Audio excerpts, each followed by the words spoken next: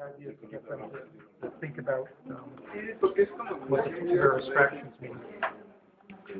Okay, so I was listening the other day a podcast where you were interviewed, and you were saying you are involved with the project in the 70s, Yeah. or was it later in the 80s? Which project? OLPC? Well, in the beginning of the late 70s was when I came to MIT Mm-hmm. and started working on some of the precursors to olpc.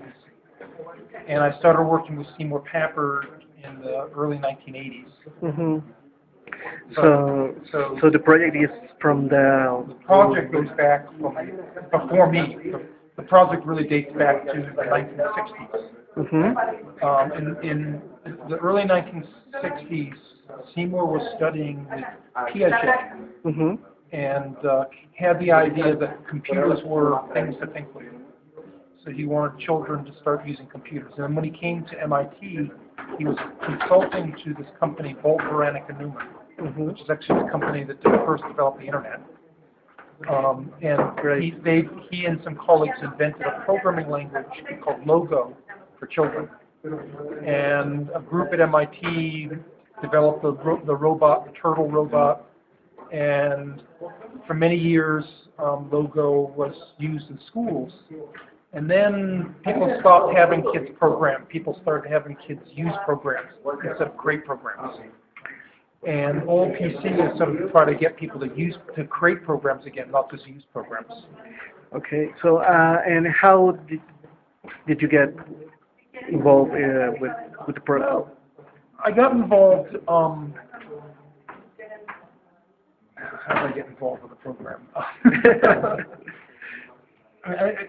A lot of different ways. I mean, at the time that we started One Laptop Per Child, olpc, I was the director of the Media Lab. And so it was one of the projects at the Media Lab. But then I had been director for 6 years and decided, you know what, I've done that. Time to do something else. And so I decided to take some time off from MIT. And Nicholas said, well, if you're going to take time off from MIT, why don't you come with me and we'll start One Laptop Per Child. So I said, that sounds good. So that, you know. But, you know, prior to that, you know, because just the way we had organized the Media Lab, there was lots of cross-pollination of ideas. Mm-hmm. It wasn't all separate; it was all together. And so, my students were next to Seymour students, and so they naturally shared ideas. And I was working on electronic publishing and personalization of news. All right. Sort of what you think of as Google News today. That was one of my projects in the 80s. And but my students, ciao, thank you, adios. What my students were, you know, sort of thinking of, we got thinking about not just how do you read the news, but how do you write the news. Okay. So we got my students built blogging tools back in the 80s for kids to start writing reports about what they were doing. And then I started a big project in the 90s called Silver Stringers, which was sort of blogging for senior citizens. All right. In the early 90s, and then I don't know. So there was lots of back and forth of ideas. One of my students and I built the first video sprites in Logo. You know, just because we were doing a lot of stuff with digital videos. Well, Logo should have digital video. You know, just whatever was happening, we would think about it in the context of how does it impact learning. Mm-hmm. And what about Sugar? What can you tell us about Sugar? Sugar, you know, Sugar. When we started One Laptop Per Child, we knew we wanted to build a laptop, but we also knew we wanted to build software for learning. Mm-hmm. And so, when we knew since we're building our own laptop, we could build sort of a new approach to software at the same time. And Mm-hmm. we had to, because we had to throw away all the bloat of existing software. But while we were doing that, we said, why not really rethink what we do here and think about what are the things we really have learned over 40 years about what kids need for learning. Well, we didn't really go into much of that today, but one of the things that kids need to do is they need to be reflective about what they work on. So built into Sugar is a portfolio, the diary. The diary.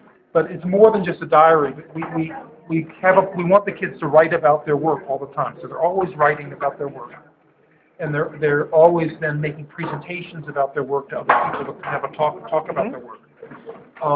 That's built into Sugar. So every Sugar activity automatically gets a diary entry. And then we decided, working together, collaborating is important. So we built this collaboration model into Sugar. And we also wanted it to be, we didn't want Sugar to be busy and full of stuff that they didn't need. So it's focused on just a small set of things. And then we want kids to program. So we put a lot of programming tools into Sugar. So we really think that programming is critical to, the offer, it's a good. What do you need to develop in Sugar? Do you need to know programming language? You don't need to know a programming language, you need to learn a programming language. So, you learn to program. To learn to program. Yeah. Yeah. So, what is the language do you recommend to start with? To start with, we mostly use Python.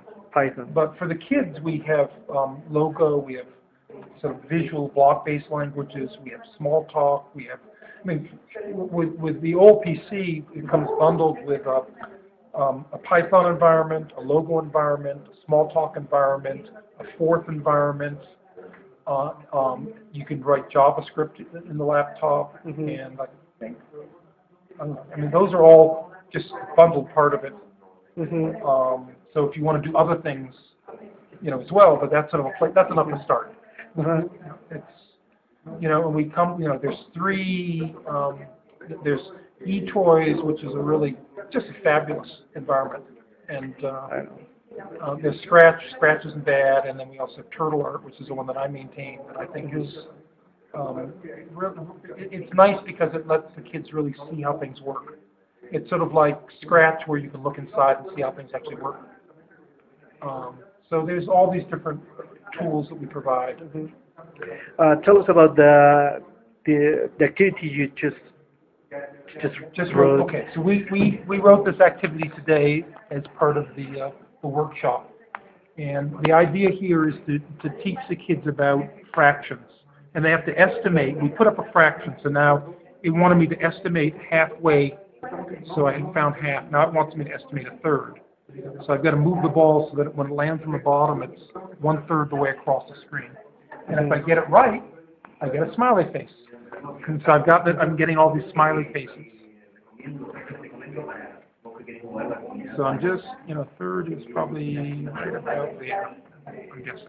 Yeah, I got it. So I get a smiley face.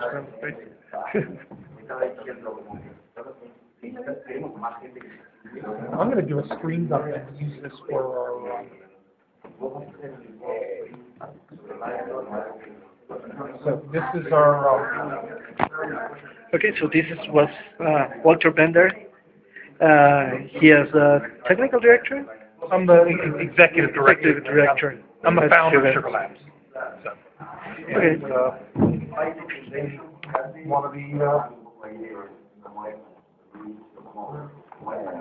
Look at all these smiley fingers.